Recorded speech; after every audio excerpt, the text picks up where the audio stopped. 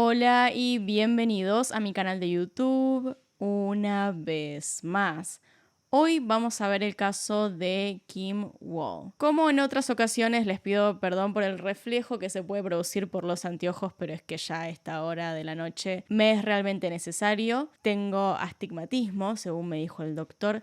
Este ojo ve peor que este. Y cuando me los saco ya a esta hora, no me los puedo sacar porque si me los saco, mis ojos no entienden qué están viendo.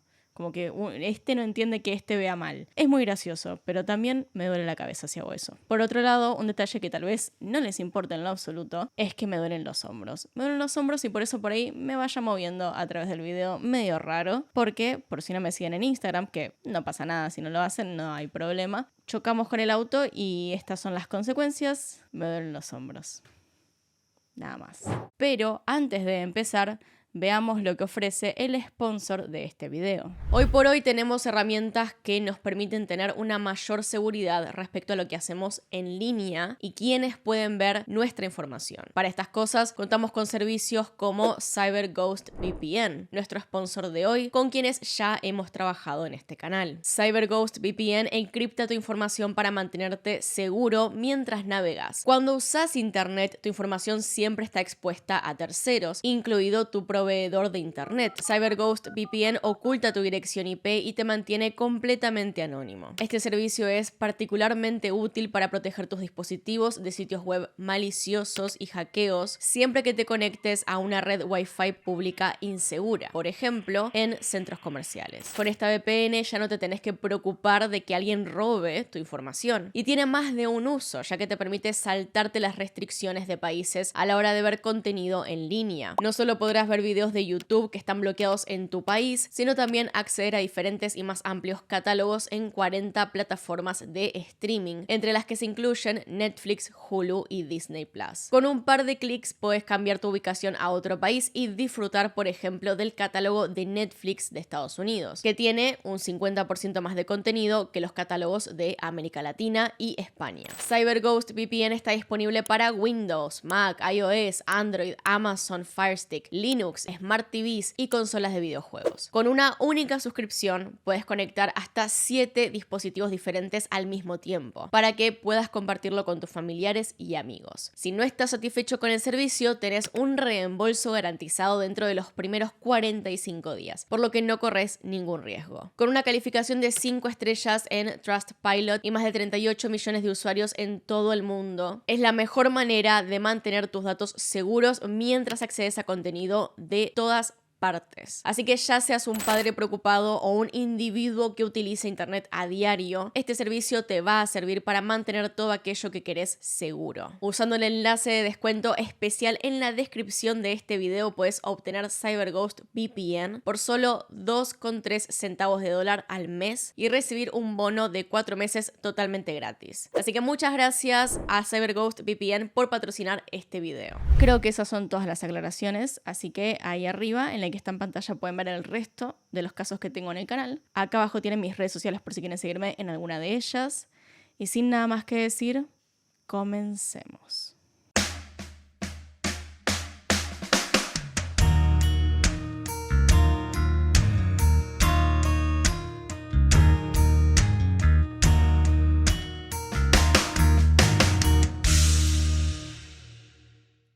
Kim Isabel Frederica Wall nació el 23 de marzo de 1987 en Trelleborg, una pequeña ciudad sueca ubicada en la región de Escania, muy cerca de la frontera sueca con Dinamarca. En esa comunidad de aproximadamente 30.000 habitantes, Kim vivió con sus padres, Ingrid, una periodista de finanzas, y Joachim Wall, un reconocido fotógrafo, además de su hermano menor, Tom, hasta terminar sus estudios secundarios. Luego de eso comenzó sus estudios universitarios fuera del país. Pese a que no era algo sencillo, a ninguna persona de su familia le sorprendió que tomara esta decisión. Trelleborg parecía quedarle chico, y es que desde su infancia Kim soñaba con vivir en una gran ciudad y tener un trabajo que no coincidía con el entorno de su lugar natal. Sus enormes sueños combinaban a la perfección con su ambición pero también con su inteligencia. Era una alumna sobresaliente y eso hizo que fuese mucho más fácil llegar a una universidad prestigiosa como London School of Economics and Political Sciences, considerado uno de los mejores lugares en el mundo para estudiar ciencias sociales. Con mucho esfuerzo, Kim se graduó de allí como licenciada en Relaciones Internacionales, pero todavía estaba interesada en continuar estudiando y aprendiendo, en especial porque había descubierto que no quería trabajar en relaciones internacionales, sino como periodista, lo que tampoco sorprendió a quienes la conocían. Kim era una persona de naturaleza curiosa a la que le gustaba no solo investigar, sino también entrevistar a personas para contar sus historias de forma escrita. Esta fue la razón por la que a nadie le sorprendió que la joven decidiera estudiar periodismo. Kim hizo el aclamado programa de periodismo de la Universidad de Columbia, considerado como el mejor de Inglaterra. Para terminar sus estudios terciarios, Kim decidió obtener una maestría en Asuntos Internacionales, también en la Universidad de Columbia, donde al igual que en sus estudios anteriores, destacó como una de las alumnas más brillantes. Oficialmente acabó su maestría en el 2015 y si bien deseaba continuar estudiando y aprendiendo a sus 28 años, la joven entendía que estaba preparada para comenzar a trabajar en aquello que la apasionaba, pero siempre bajo sus propias reglas. Dueña de una personalidad muy simpática y vibrante, Kim tenía sus valores muy claros, en especial su integridad y la de su trabajo, por lo que no quería tener que comprometerse a trabajar con ningún medio que le dijera cómo actuar, qué escribir o, por el contrario, qué no decir o investigar. En el 2016, como periodista independiente, Kim publicó sus primeros reportajes y desde entonces su carrera se disparó con bastante rapidez. Sin perder su estatus de periodista independiente, Kim empezó a trabajar para varios de los medios más populares y prestigiosos del mundo, como The New York Times, The Guardian, la revista Time, South China Morning Post, entre tantos otros. Su sed periodística la llevó a, con 28 años, llegar a entrar a Corea del Norte de forma ilegal para escribir sobre el país. Y como si eso no fuese suficiente, se había animado a recorrer las cámaras de torturas del dictador de aquel entonces en Uganda. Kim estaba comprometida a hablar de la verdad en todos los trabajos que hacía. Fuese o no más complicada la temática a tratar, y aquello había comenzado a dar sus frutos muy poco después de que se publicara su primer artículo. Ese mismo año, en 2016, Kim fue galardonada con el premio Hansel Mies de un diario alemán al mejor reportaje digital por su trabajo Exodus, en donde hablaba del cambio climático y los ensayos nucleares en las Islas Marshall. Parecía ser el inicio de una carrera que iba solamente en ascenso. Su nombre cada vez era más conocido por su forma de hacer periodismo y a diario nuevos medios se comunicaban para trabajar con ella, lo que se mantuvo hasta el 2017, año en el que había cumplido sus 30. Además del éxito en su vida profesional, Kim también estaba muy feliz con su vida personal. Desde hacía ya un buen tiempo se encontraba en pareja con un diseñador danés llamado Ole Stove Nielsen, con quien vivía en la capital de Dinamarca. Sin embargo, dado que ambos tenían flexibilidad en sus trabajos y querían recorrer el resto del mundo, la pareja había decidido mudarse a Pekín por una temporada para conocer la cultura asiática. Pese a todo lo que significa una mudanza internacional y lo poco que faltaba para que sucediera, Kim nunca dejó de trabajar. Por el contrario, cuando la revista The Wired se comunicó con ella para trabajar en un reportaje sobre Peter Madsen, un inventor danés con una personalidad bastante extravagante, ella no demoró en aceptar. Y para entender realmente este caso tenemos que detenernos a hablar de esta persona, de Peter Madsen, y por qué en el último tiempo se había convertido en una especie de celebridad danesa debido a esta personalidad excéntrica que tenía. Nacido en 1971, Peter creció en Säby, una ciudad danesa ubicada a aproximadamente unos 100 kilómetros de la capital, que es Copenhague. Su madre, Annie, era 36 años menor que su padre, Carl. Además, tenía otros 3 hijos previos a su matrimonio con el padre de Peter, que mantenía a la familia gracias al restaurante que le pertenecía. La vida familiar estaba lejos de ser idílica. Según algunas fuentes, Carl era agresivo con sus hijastros. Si bien era un hombre que creía en la disciplina dura y la educación rígida con los hijos de Annie, era directamente abusivo y aquello llevó a que la pareja se separara cuando Peter tenía 6 años. Harta de las agresiones, Annie había tomado a sus hijos y se había ido sin mirar atrás. Pero muchas fuentes afirman que estar bajo el cuidado de su madre no fue mejor para los niños. Según esas fuentes, Annie era una mujer controladora con la que Peter no se llevaba especialmente bien. Pese a lo estricto que era, se llevaba mucho mejor con su padre, ya que ambos compartían intereses en común como la Segunda Guerra Mundial, pero en especial su interés por el espacio y los cohetes. Eso llevó a que, siendo un poco más grande, decidiera volver a vivir con su padre, que se había mudado a Hong, donde cursó toda su educación. Desde el momento en que volvió, Carl alentó su interés en las naves espaciales y en entender cómo funcionaba la reacción de propulsión de los cohetes. Esta curiosidad y ganas de aprender sobre toda la ciencia detrás de los cohetes llevó a que durante su educación secundaria estableciera una relación muy cercana con su profesor de química y física, Johannes Fischer. Con su ayuda, Peter construyó su primer cohete grande. Era de metal y tenía aproximadamente 1 metro de altura. Su diseño estaba inspirado en un modelo norteamericano. El 3 de marzo de 1986, Peter hizo el lanzamiento. Su primer cohete alcanzó una altura de 100 metros antes de caer, sin lastimar a nadie.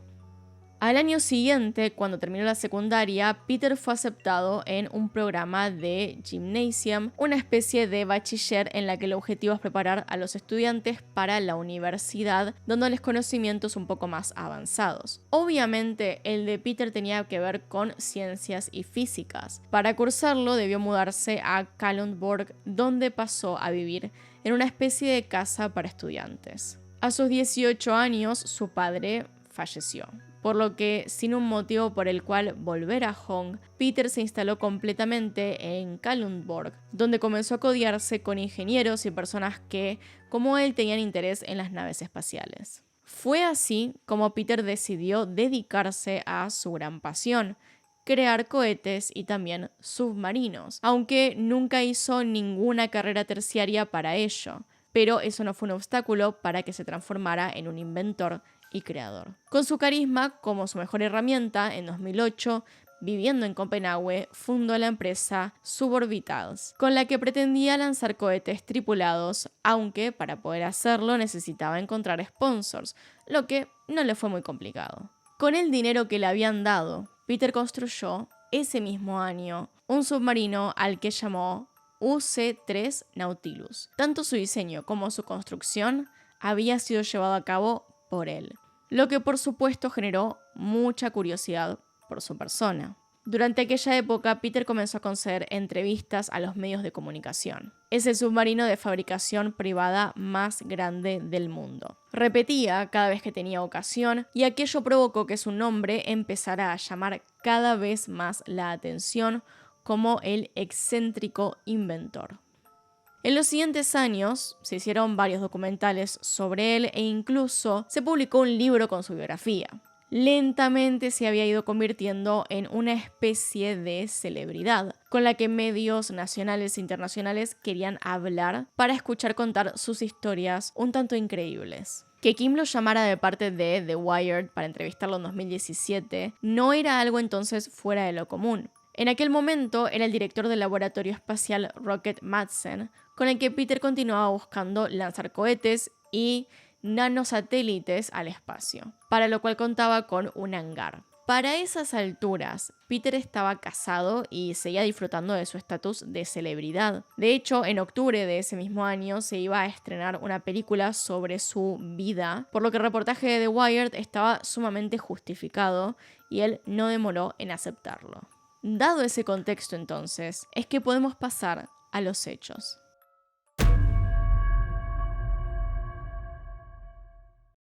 Kim había empezado a trabajar en la entrevista a mediados de ese año. Sin embargo, para agosto seguía sin tener una forma de darle un cierre. Faltando solo 6 días para mudarse a China, mientras la periodista y su novio Ole hacían un almuerzo de despedida en su casa junto a sus amigos, Kim recibió un mensaje de parte de Peter. El inventor, que era consciente de las complicaciones de la joven con su artículo, parecía haber encontrado una forma de solucionarlo. La invitó a tomar el té en el hangar de su laboratorio y posteriormente ir a navegar en su submarino UC-3 Nautilus. Escribir sobre la experiencia de navegar junto a Peter en el submarino que él mismo había construido parecía una forma excelente de acabar con el artículo que escribía, así que emocionada decidió aceptar, no sin antes contarle sobre la propuesta a Ole, invitándolo a ir con ella. Era una oportunidad única y Ole lo tenía presente, pero era consciente de que no podían echar a sus invitados por un plan que acababa de surgir. Así que alentó a su novia para que fuera sola, siempre y cuando le contara absolutamente todos los detalles. Algo que Kim prometió con una sonrisa antes de volver a comunicarse con Peter para arreglar los detalles. Acordaron que se encontrarían a las 19 horas en el muelle del puerto. El inventor prometió que demorarían únicamente algunas horas, afirmando que volverían alrededor de las 10 de la noche. Responsable como siempre, y también sumamente emocionada por lo que estaba por vivir, Kim salió de casa pasadas las 18 horas, llegando al hangar a las 18:40, por lo que tuvo que esperar a Peter unos 20 minutos. El inventor llegó puntual. Tenía el mameluco de siempre y aquella sonrisa carismática que lo caracterizaba. La periodista, por su parte, llevaba puesta una campera naranja sobre una pollera blanca y negra. Su pelo estaba recogido en un moño, bien prolijo. Si bien había quedado en tomar el té, la ansiedad de la periodista por sumergirse hizo que el inventor la guiara directamente al submarino, lo que quedó documentado en las fotografías que ella envió a su novio. Recuerden que había prometido contarle absolutamente todos los detalles. La primera era una foto de la nave. Apenas unos segundos después le siguió otra foto de unos molinos de viento en el agua y por último una tercera de ella en el timón del submarino. El departamento que Ole y Kim compartían estaba bastante cerca del puerto, por lo que al ver las fotos el diseñador dejó la parrilla a cargo de uno de sus amigos y se dirigió a su patio para mirar hacia allí. Sorprendentemente pudo ver cómo el submarino estaba en la superficie del mar. Durante un buen rato, el inventor y la periodista navegaron por la superficie. Incluso se encontraron con un bote en el que viajaban un padre e hijos originarios de Noruega. Kim no habló con ellos, pero sí les tomó varias fotos mientras Peter hablaba con estas personas e incluso bromeaba. Después de varios minutos, alrededor de las 20:30, y después de despedirse, Peter decidió que era hora de sumergirse, así que guió a su invitada por la escalera del conducto y cerró la esclusa para empezar con el descenso. Justo antes de sumergirse por completo, Kim envió un mensaje a su novio: "Estoy viva, por cierto, ahora vamos a descender, te quiero". Esto lo dijo con cierto humor.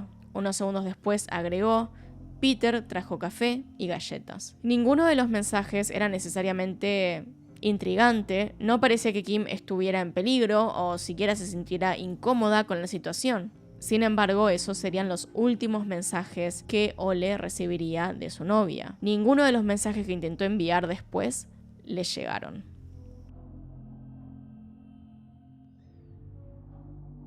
En un principio, el diseñador intentó no preocuparse demasiado. Tal vez Kim había perdido la noción del tiempo bajo el mar o estaba muy concentrada en su trabajo, así que se enfocó en sus amigos. Después de todo, su novia le había dicho que volvería alrededor de las 10 de la noche. Sin embargo, eso no pasó. A las 10:30, Ole seguía sin tener ninguna novedad de Kim. Nervioso, decidió ir a buscar a su novia al puerto. Si se habían distraído en la profundidad del mar, tal vez podía verlos volver a la superficie. Pero después de estar unos minutos ahí y no ver nada, decidió dirigirse directamente al hangar de la empresa de Madsen. Ahí no se encontró con el inventor o su novia, pero sí con la esposa de Peter, una mujer con la que se había casado en 2011. Esta mujer, de la que nunca se reveló la identidad, dijo estar allí buscando a su esposo, quien según ella nunca salía a navegar con otra persona. Y aunque si bien esto era cierto, la mujer omitió decirle que A las 23:25 había recibido un mensaje de Peter. Estoy en una pequeña aventura en el Nautilus. Todo está bien, navegando en un mar calmo y a la luz de la luna. No está sumergido. Besos y abrazos a los gatos. ¿Por qué la mujer de Peter no compartió esta información con Ole? No lo sabemos. Pero, preocupado, el joven decidió volver a casa para esperar allí por su novia, que tampoco apareció en las horas siguientes. Cada vez más asustado, a la 1:45 de la mañana del 11 de agosto, el diseñador decidió llamar a la policía para denunciar la desaparición de Kim. Media hora después, llamó también a la Armada para radicar la misma denuncia. La Guardia Costera no demoró en ponerse en acción, enviando mensajes al submarino de Madsen, pero estos nunca fueron contestados. Un tanto preocupados, comenzaron a buscar cualquier señal del submarino, la que encontraron recién a las 3:30 de la mañana, cuando llegó a ellos la alarma de un posible accidente marítimo. La Armada ya estaba cerca de la zona buscando el submarino cuando un barco mercante se comunicó para informar que casi había sido chocado por una nave sin reflectores. Se trataba del UC-3. Ante los nuevos intentos de comunicación por parte de la Armada, Peter decidió contestar de forma muy breve y concisa. Iban a regresar por problemas técnicos. Sin embargo, el submarino nunca volvió. La Armada y la Policía Costera esperaron hasta las 10:30 de la mañana del 11 de agosto para que apareciera. Cuando no lo hizo, tanto la policía danesa como la sueca decidieron empezar a buscar ellos mismos en el estrecho Köge, donde por fin lograron verlo. Rápidamente se lo comunicaron a la Armada. Madsen les respondió: estamos regresando. Mientras la Armada enviaba una embarcación hasta donde estaba el submarino. Sin embargo, no llegaron. Alrededor de las 11 de la mañana, antes de que la embarcación de la Armada llegara hasta el submarino, el Nautilus se fue a pique. El inventor logró salir hasta la superficie y tirarse al mar, de donde fue rescatado y llevado al puerto de Dragor. La noticia del hundimiento del submarino trascendió a la prensa rápidamente, que se dispuso a esperar a Madsen en la puerta del hospital al que estaba siendo trasladado. Antes de recibir atención médica, Peter se detuvo para hablar con los periodistas, diciendo que estaba muy triste por el hundimiento de su submarino, pero no nombró en lo absoluto a Kim, algo que tanto a Ole como a las autoridades no les parecía normal. Después de confirmar que su estado de salud era bueno, Madsen fue llevado a declarar esa misma noche a una estación de policía para hablar de lo que había sucedido. En esta primera declaración, Peter afirmó haber estado solo en el submarino cuando este se hundió. Dijo que a las 22:30 de la noche anterior había dejado a la periodista en el puerto, cerca de un restaurante llamado Halvandet. Rápidamente la policía se comunicó con el dueño del establecimiento, Bo Petersen, quien puso a su disposición las cámaras de vigilancia que estaban en el área del restaurante. Al analizar las imágenes, la policía comprobó de manera bastante sencilla que la historia de Peter era mentira. Kim no aparecía en ninguna de las imágenes. Además, antes del hundimiento, él había hablado con la Armada siempre en plural, porque estaba hablando como si estuviera con otra persona, si él supuestamente estaba solo en el submarino. Al ser confrontado con esta evidencia, Peter Madsen cambió su relato muchísimo. Dijo que Kim había fallecido dentro del submarino de forma accidental. Le había caído una esclusa de 70 kilos en la cabeza. Este segundo relato le pareció bastante sospechoso a la policía, porque la actitud de Peter tampoco tenía sentido. Si había sido un accidente, ¿por qué no había pedido ayuda o había mentido en un principio? Lo que corroboró sus sospechas fue el informe realizado por peritos de la Armada. Estos expertos habían llegado a la conclusión de que el submarino no se había hundido accidentalmente, sino que había sido intencional. Esta información llevó a que se creara un operativo para recuperar las piezas de esta nave. Cuando lo sacaron del agua, se dieron cuenta que el lugar estaba lleno de sangre, pero el cuerpo de Kim no se encontraba en ningún lado. Hasta no confirmar que la sangre le pertenecía a ella, la policía no volvió a afrontar a Madsen. Pero cuando los resultados volvieron, confirmando la sospecha, la policía volvió a llamarlo. En este interrogatorio volvió a cambiar su versión, empezando a hablar de haberla enterrado en el mar. Sin embargo, después de esta declaración, volvió a cambiar su versión, empezando a hablar de haberla enterrado en el mar. Sin embargo, después de esta declaración, no volvió a hablar. Unos días después, el 21 de agosto, un ciclista de Amager, una isla cerca de Copenhague, encontró en uno de sus paseos un torso desmembrado en la orilla de una de las playas. Incluso antes de hacer los análisis, la policía estaba convencida de haber hallado parte de Kim. Y lamentablemente tenían razón. El torso femenino sin sus extremidades ni cabeza correspondía a la periodista.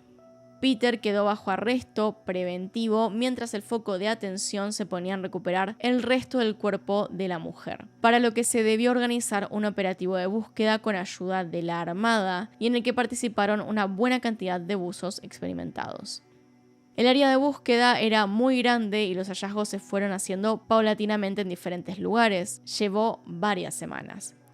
La cabeza, piernas, brazos y ropa de Kim aparecieron bajo el mar, guardados en bolsas de residuos y cajas. Claramente, eso de accidental no tiene nada. Ya con el cuerpo de Kim en su poder, la policía volvió a interrogar a Peter en octubre, interrogatorio en el cual Madsen volvió a cambiar su versión. Dijo que la periodista había fallecido al quedar atrapada en la sala de motores. Según él, se había intoxicado con monóxido de carbono, pero eso claramente no explicaba la cantidad de sangre en el submarino. Los resultados de la autopsia realizada al cuerpo tampoco coincidían. Los forenses no fueron capaces de determinar la causa de muerte de la joven. El avanzado estado de descomposición hacía imposible determinar la causa. Parecía poco probable que hubiese fallecido debido a una intoxicación de monóxido de carbono, ya que no había ninguna señal típica de ese tipo de intoxicaciones en Kim, como lo son las quemaduras de tercer grado. La autopsia había detallado cómo se habían encontrado en el torso cortes a la altura del abdomen que menos coincidían con la historia de una intoxicación. Pero Peter dijo tener una explicación para esto. Dijo que los había realizado él para extraer el oxígeno del cuerpo de su acompañante después de que falleciera. Sin embargo, y como ya deben imaginarse, esto también era una mentira. El equipo forense a cargo de Christina Jacobsen logró comprobar que los cortes habían sido realizados mientras todavía había circulación de sangre en el cuerpo, es decir, mientras Kim todavía estaba viva. De hecho, los forenses contaron un total de 40 cortes y varias puñaladas. Todo eso había sido hecho en las mismas condiciones, es decir, mientras la periodista estaba viva, lo que significa que la había asesinado. Sin ya poder seguir inventando, Peter se vio obligado a confesar la tortura a la que había sometido a Kim y también que la había desmembrado en lo que definió como un momento horrible e irracional después de haber acabado con su vida.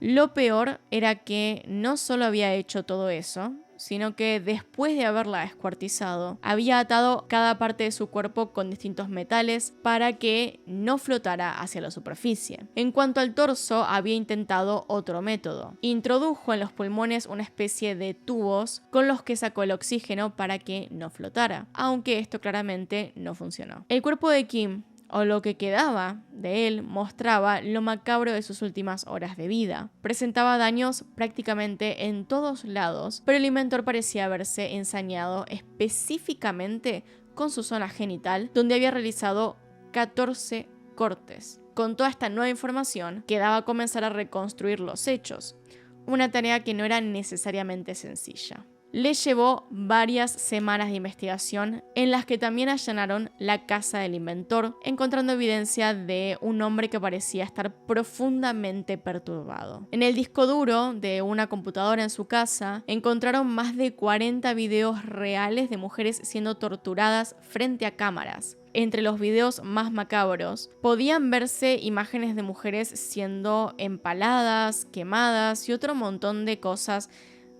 completamente horribles.